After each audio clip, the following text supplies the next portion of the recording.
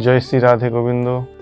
শুধু ভক্তবৃন্দগণ, আমি সোমনাথ আপনাদের সামনে একটি নতুন ভিডিও নিয়ে চলে এসেছি। সেটি ভীষ্মপঞ্চক কি এবং এটি কিভাবে পালন করা হয়। কার্তিক মাসের 5 দিনকে ভীষ্মপঞ্চক বলা হয়, অর্থাৎ ভীষ্মপঞ্চক নামে পরিচিত। যারা পুরো কার্তিক মাস উপবাস করতে অক্ষম, তো তারা কি করবেন? সবার পক্ষে সম্ভব নয়। যারা পারেন তারা তো করেন, যারা পারেন না তাদের পক্ষে একটু কঠিন, কষ্টদায়ক। তো তারা কি করবেন?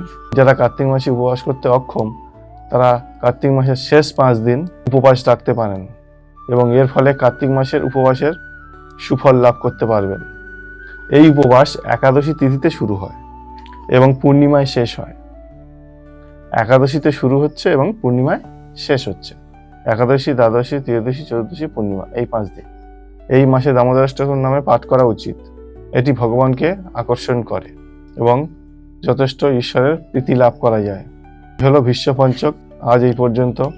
পরবর্তী ভিডিওতে নিয়ে আসবো এটি পালন না করলে কি হয়, কার্তিক মাসের ব্রত পালন না করলে কি হয়। সবাই ভালো থাকবেন। জয় রাধে, জয় শ্রীকৃষ্ণ, জয় গুরু, জয় কালী মাতা।